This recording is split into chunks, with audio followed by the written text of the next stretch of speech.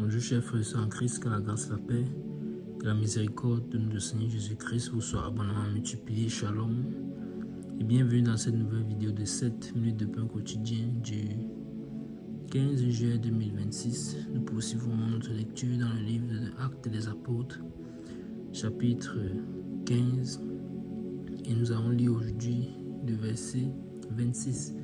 Nous avons vu dans la vidéo précédente au verset 25 que dans la lettre des apôtres adressée aux bien-aimés à Antioche, ils leur ont fait savoir qu'ils ont envoyé avec les apôtres Paul et Barnabas deux autres délégués, à savoir les frères Silas et Jude, dans le but de leur faire part de leur position vis-à-vis d'un sujet qui avait été l'objet d'un concile qui s'est tenu à Jérusalem, où les apôtres Paul et Barnabas ont participé, les apôtres du Seigneur, les anciens et ceux mêmes qui étaient à l'origine de cet enseignement-là, qui a donc fait l'objet de ce concile.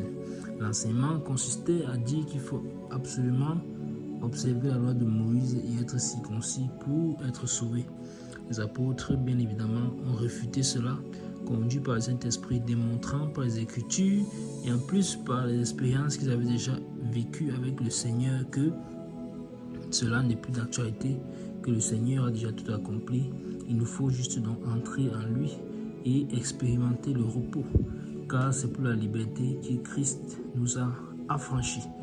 Et donc tout homme qui vit en Christ est affranchi de la servitude. Mais de quelle servitude? Premièrement, de la servitude du péché. Il n'est donc plus assujetti à la chair, il n'est plus assujetti à la vieille nature qui le pousse à vivre dans le péché et qui le pousse à vivre éloigné de Dieu, ce qui le renferme dans l'esclavage du péché, dans l'esclavage des addictions, qu'il ne veut même pas ses propres forces arrêter mais n'arrive pas. Alors je profite donc pour dire, toi qui écoutes cette vidéo, si tu n'as pas encore donné ta vie au Seigneur, de le faire, car si tu ne l'as pas encore fait, tu es encore mort. Tu n'es pas encore vivant, tu es mort. Bien que tu crois que tu es vivant, tu es mort. Pourquoi? Parce que cette terre est passagère et ce corps que nous avons, lui aussi est passager, n'est qu'une tente et retournera à la poussière. Il nous faut donc amasser sur la terre pendant que nous sommes encore vivants des richesses dans le royaume de Dieu. Pour le faire, il faut d'abord déjà être dans son royaume. Et pour être dans son royaume, il faut accepter le Seigneur Jésus-Christ comme Seigneur et Sauveur, l'accepter, le reconnaître sa souveraineté et se repentir surtout de sa vie passée.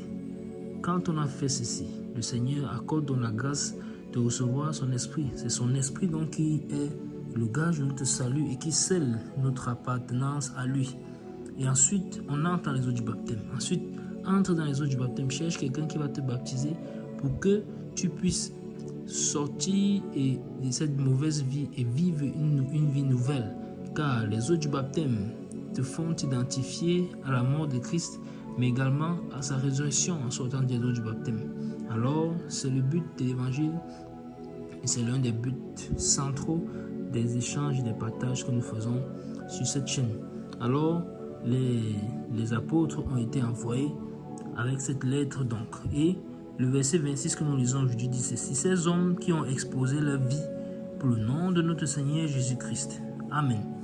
Je lis le verset 26. Ces hommes qui ont exposé leur vie pour le nom de notre Seigneur Jésus-Christ. C'est toujours la phrase que nous avons commencé depuis le verset 24 qui est en train de continuer. Et c'est donc ici au verset 26 que cette phrase prend fin quand nous voyons bien ce point qui est là, bien positionné. Alors je vais relire du verset 24 au verset 26 pour qu'on ait pleinement le contexte.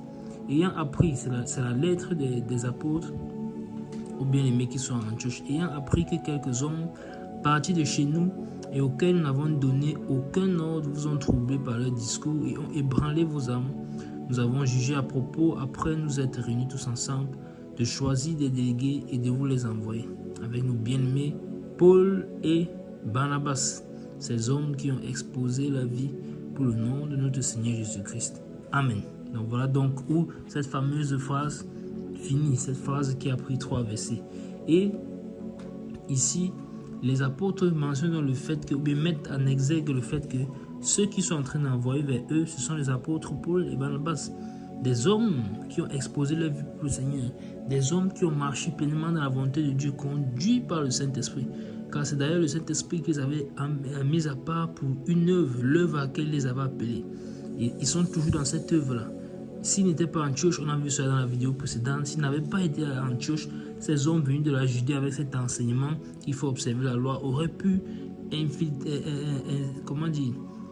faire entrer ce message dans l'église, et cela aurait dénaturé l'évangile de Christ, comme dit le livre de Galates. On n'est pas sauvé par les œuvres, mais par la grâce, par la foi au Seigneur Jésus-Christ Nazareth. C'est par grâce que nous sommes sauvés au moyen de la foi. Alors, les apôtres font bien de dire, ce n'est pas n'importe qui que nous envoyons des personnes de confiance.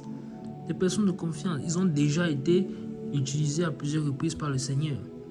Et non seulement cela, qu'est-ce qu'ils ont fait? Ils ont exposé la vie, car au moment où nous sommes en train de lire le livre des Actes des Apôtres, chapitre 15, nous avons déjà vu dans les chapitres 14 et 13 comment ces deux apôtres, Paul et Barnabas, ont été à plusieurs reprises persécutés dans les différentes villes dans lesquelles ils sont passés. Donc ils ont un témoignage qui parle en leur faveur. Alors, ils sont des personnes recommandées et recommandables. Et en plus de cela, ce sont eux les apôtres à Antioche. Donc ils ne partent pas à Antioche en tant qu'étrangers. C'est à Antioche qu'ils étaient établis avant que le Saint-Esprit ne les amène dans les différentes contrées où ils sont partis. Et ensuite ils sont revenus à Antioche. Et c'est à Antioche que ces hommes venus de la Judée sont venus avec cet enseignement. Et c'est au bout de cela que les frères leur ont donc conseillé de monter à Jérusalem voir les anciens et les apôtres du Seigneur. Ils sont donc en train de rentrer à la maison, on peut dire. Mais qu'est-ce qui se passe? Ils ont reçu la bénédiction, encore une fois de plus, des anciens, de ceux-là qui se trouvaient à Jérusalem, de ceux qui les ont possédés, des apôtres du Seigneur. Et c'est merveilleux. Encore une fois de plus, on voit l'unité dans le corps, on voit comment le corps fonctionne dans une parfaite harmonie. Et ça, c'est merveilleux. Merveilleux. Merveilleux. Donc, ils ont envoyé, ils ont un bon témoignage pour le Seigneur. Et là, nous tirons directement le prochain enseignement de ce verset 26. Qu'est-ce qu'il en est de nous? Est-ce que nous avons un bon témoignage, comme les apôtres Paul et Barnabas? Avons-nous un bon témoignage? Est-ce que notre vie témoigne de Christ? Est-ce que le Seigneur peut compter sur nous de la même manière? Est-ce que le Seigneur peut nous détacher de la même manière? Car c'est l'être, nous avons vu que c'est l'être également un témoin.